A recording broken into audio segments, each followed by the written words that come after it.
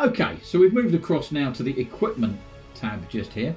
If I click on equipment, it will actually open the old version of ESI-tronic. So those of you who have been using this for a number of years now may well recognise the old style version of ESI-tronic. We haven't got any of the technical information in there anymore, but what we have got is we've got some of the part information and so on for this vehicle shown in the old version now. So if I click on equipment at the top here, it's already pre-selected the vehicle, as you can see, because I've already been using it in the EasyTronic 2. So there is a proper link between the two. But in doing so, it allows me to now click on equipment like so. And it will now open an equipment list or parts list for this particular vehicle.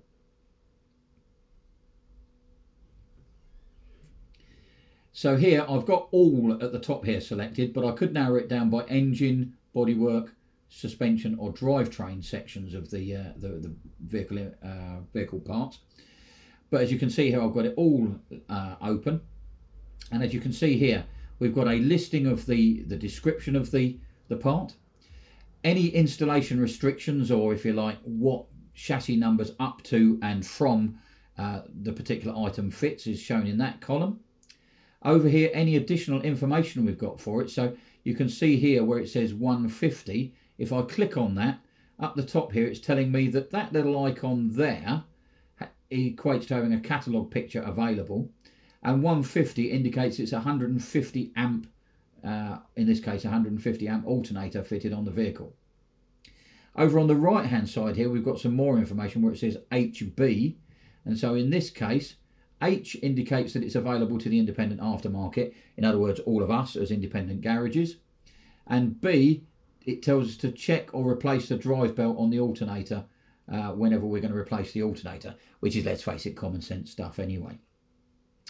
And this column here where it says order number is what we would call part number. The reason the Germans call it order number, it's a direct translation, and in other words, that's the number you would order from the factors. Okay. So that's telling you quite a bit of information about that component. Now down the bottom here, we've got three more icons available to us here. If I click on F6 at the bottom, it will now open up a picture of the alternator. So this isn't just a picture of an alternator, it is a picture of the alternator that is that part number. And as you can see here, it says at the bottom, 1 of 5. So if I use these little arrows at the bottom, it allows us to actually look at all 5 pictures that it shows for this particular alternator. And as you can see here, it even gives you dimensions of the fittings. It gives you a pin layout of the connector on the back of the alternator and so on. So really useful information again on the parts for this particular vehicle. If I click on F7, it gives me information about this particular vehicle. Now we've seen this information before back in the KTS software, in the ESI2 software, but it gives us information available to us once again within the older version of ESI. So again, it can give us a list of different systems fitted to this particular car. If I press F7 again, that turns that off and it goes back to the part number list. And if I press F8, then it gives us some other specific information about this alternator. So it gives us a part number for it, what it actually is, the product group it falls into and all the rest of it. A bit of information about the fittings, the spacings, dimensions and so on here. And if I scroll down, it tells me how many grooves are in the pulley wheel and all the rest of it. It's got a freewheeling pulley and so on. So again, really good information about the component that we potentially could be fitting on this vehicle. I know quite a lot of garages, us included, we actually use this parts lookup list quite a lot because it just helps us to make sure that we get the right part first time from the factors, rather than sort of having to wait third or fourth time for them to get it right. Because it is quite difficult with the amount of different parts and options fitted on vehicles these days. Okay, Now, wherever you've got a situation like, for instance, let's go down and find something that's got a bit of information here. If I click on that button just there, we can see here that it's showing a picture and technical information available to us. So if I click on the image button now, it gives us choices. So if we go to illustrations, here we go with a picture of the steering rack. If I go back here, installation instructions. So this will take a few moments just to open that. And here are some instructions on fitting that particular part. Now I hope there's going to be some English instructions somewhere. Maybe it is all just in German, that particular one. There we go, we've got some English fitting instructions for that particular steering rack there. So again, it's not just a parts lookup, there is some information there as well. And then finally, if we go to service information, that should now open up another bit of information about service of this particular, there we go, list of lubricants and that sort of thing for this particular steering rack. Okay, so really quite useful information there. It's not just a parts lookup system though, because we can also use Bosch part numbers to find various things. So if we click over here to where this little picture of a starter motor is, and we happen to have a Bosch product in our hand, we can enter the part number and it will tell us all about it. So by clicking on the pre-engaged starter motor up the top here, we've got some searches that we can now do using the Bosch system. As you can see here, I have a sensor that I've found lying around. I haven't got a clue what it's for. All I know is it's got a Bosch part number on it. So what I can now do is I can enter the number off the component, which is an 0265 007 929, and if I just hit enter, that now tells me what it actually is. So you can see at the top there, that's the part number I've entered. It tells me what it is. It's a wheel speed sensor. It tells me the type formula, which is what Bosch used to identify it. And you can see here it says sale number. Now if you look at that, it's one number different to the number that's actually on it.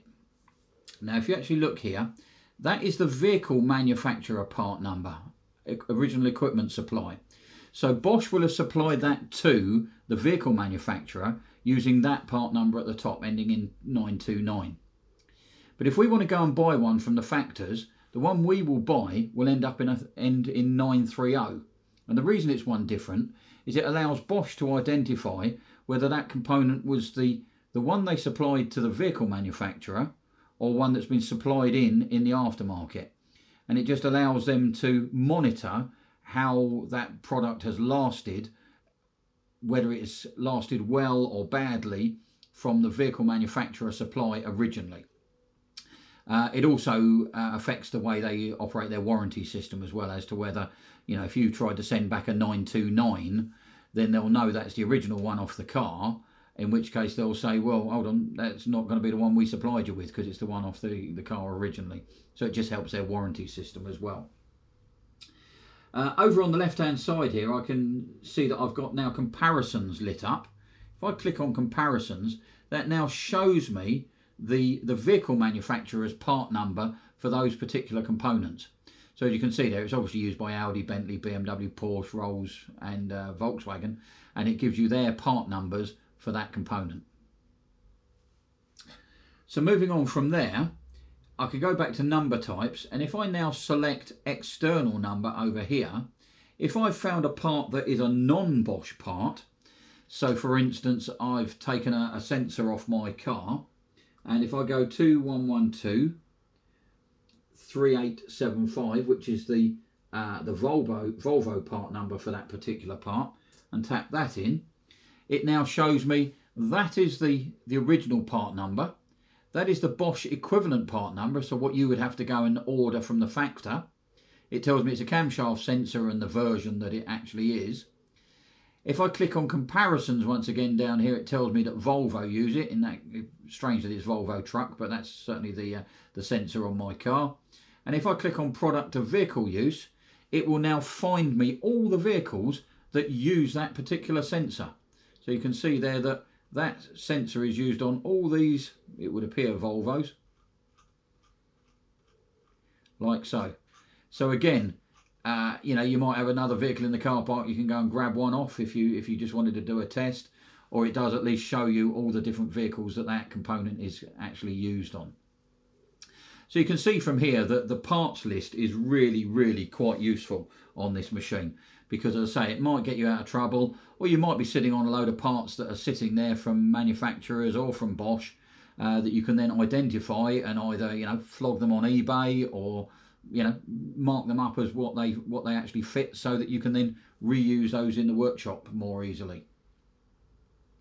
Okay, so going back from there, if I click on work units, if you subscribe to the work units section of this this system, then you will find that it will come up now with a times, or a how long it will take you to do the particular job list. So there we go. If I want to know how long it's going to take to replace the air cleaner, click on that line there, and as you see there, it's telling me it's 24 minutes, they reckon. Okay, and depending on your hourly rate, that's the hourly rate that they would say, or sorry, the charge for doing that particular job. Funny enough, if you double click that, it actually makes it turn green, and when it turns green, it adds it to the job card. And if you come down here to work card, it now has shown you there. I haven't got this set up for our hourly rate or everything because we don't use this, but you could start using this as a job card system if you wanted to work out how long it's taken to do something, and you can even add in things like components and parts prices in there as well if you wanted to. I'll be honest with you, most people don't use this because most people have got a garage management system, but just making you aware that it is actually there should you want to do it. So as you can see, there is still quite a lot of information and capability still available within the old version of ESI Tronic here.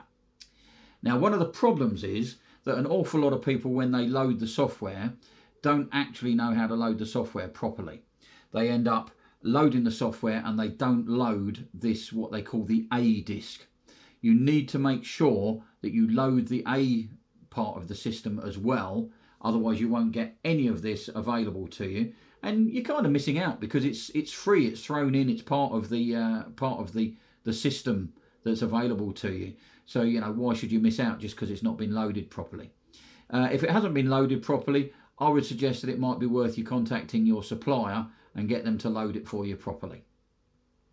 If we want to go back to the EasyTronic 2, we can do, and it takes us back to exactly where we were within EasyTronic. So that's what's under the equipment banner just there. So in a moment we'll turn our attention to the maintenance and circuit diagrams section so that we can actually see what they contain as well. I do need to make it plain that these are optional extras, they are additional costs, and you will find that if you already subscribe to Autodata, some of this information, not all, but some of this information will be quite familiar. So we'll cover that in the next section. So we move on to the maintenance section now, and if we click on there, this is, as I said earlier on, an optional section of the KTS software. And those of you who are familiar with Autodata will find that there's a lot of similarities.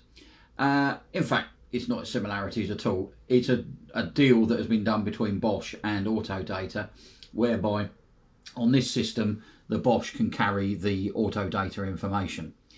It hasn't got everything, and it has got some stuff that Bosch have supplied into it as well. So you may find that this would be an addition to your existing Autodata. Whether or not it would replace it, well, you would have to decide that yourself, but it's up to you. I'm just going to show you what's here. So if we first of all select categories, so you've got model years up to 2008, 2009 and taxis and 2009 and other models and so on. So we'll click on there, and now it will tell you when the timing belt is due. So obviously if the timing belt is due, you can add that into the service. And now you can choose which service the vehicle is now due. So if it, for instance, it was due the 180,000 mile service, it would then show you what items are needed on the service based on that, and then anything additional is shown in this list at the bottom here. So things like, you know, changing transmission fluid, changing brake fluid, that sort of stuff, are all shown as individual things at the bottom here. It also shows you the hours that service should take here. If we click on service parts, then that now gives us information about what parts might be required on this service. So it doesn't actually give us part numbers, but it is telling us what oils we need and that sort of thing. If we go to service illustrations, put my teeth back in, service illustrations, we've now got some illustrations of where our drain plugs are, our filler plugs are, and that sort of thing for various parts of the car. Even the jacking points, the auxiliary belt routing, how to change the cabin filter for left-hand and right-hand drive models, and so on and so forth. So lots of information there. And if you want to make each one of these bigger, you just click that button there and it enlarges it so that you can see, in this case, where the high and low charge ports are for the air conditioning. Press the restore button, takes them back to where they were. So again, you know, all of this is auto data information, but it's nice that it's all readily available in here. One thing that might be useful to a lot of people is the fact that when you buy the Bosch software, you actually get 3 licenses, 3 installations available to you. If you're a Bosch car service centre, then I believe they get 6, but let's work on the basis you're going to get 3 installations. That might mean you actually get more value for money out of it than you do if you buy auto data. So again, you know, you've got to weigh up the pros and cons of having auto data separate or built into this and decide which is for you. If we go across to service indicator, it now opens up a load of information on how to reset the service light on the particular vehicle. Okay, including down here a link to then resetting the service via the diagnostic tool, in which case what it's done here is it's opened up the diagnostic tool software. So I'm just going to point in there that we've got the diagnosis, and of course it's gone straight to the reset of the service interval, so it's like a shortcut straight to that facility using the diagnostic tool. If I head back to maintenance, it's back where we were in maintenance, so that it just shows us how we can do it through the dashboard if we so wish. If we go to diesel exhaust after treatment, a bit of information about all the diesel emissions controls on the vehicle. So if I click on those, it tells us that it's fitted with various things like the oxidization cat and the DPF and so on. So safety precautions about all of that. Any special tools required. That's just because I haven't got my KTS plugged in at the moment, so don't worry about that. How the system operates, and how to initiate a DPF regen. So again, useful information and sort of additional to what's in the ESI Tronic information. If I just use these arrows here to scroll across, I've now got some additional information like VIN plate location. So this is Autodata's version of where all the VIN plates are on the car, whereas obviously we were previously looking at Bosch's information about the VIN plates. If we click on tyre pressures, okay, regular tyre pressures, okay, and again, if you're familiar with Autodata, this won't be any surprise at all, showing you the rim sizes and the options for the various tyre sizes that we've got here. If we move across the top here to technical data, we get the full list of technical data here on, you know, all the measurements and everything else that we've got there. And then we can choose from the drop down list here anything we want to look at. So if we want to look at tightening torques, it will now just show us the torques for various nuts and bolts and everything around the vehicle. So that's all useful stuff. And then finally in this list we've got timing belts. Oh no, sorry, no, we've got some more, missed it. Timing belts, and now we just need to, there we go, click on the particular bit we want, and that's all the timing belt information. So everything we need to know about changing the timing belt on this vehicle, including illustrations and information on doing it. If we click over here, we'll make the illustrations bigger, and we can zoom in on the illustrations and move them around to our heart's content, as we can see here. So again, you know, who'd risk changing a timing belt without knowing the right information on it these days? Information here on the auxiliary drive belt. So again, click on that one and it tells you all about auxiliary drive belts and the obviously the tensioners that go with that. Once again, we can zoom in and out on the diagrams as we wish. Wheel alignment information, obviously that's key these days with the vehicles, especially having, like my car's got, with the radar guided cruise control, to make sure that the four-wheel alignment is absolutely bang on. And then once you've done that, to also calibrate the ADAS system as well. So vital information these days. If we move across to key programming, we can now look at what's involved in programming or realigning the key buttons and the remote controls, and also about changing the batteries in the remote control as well.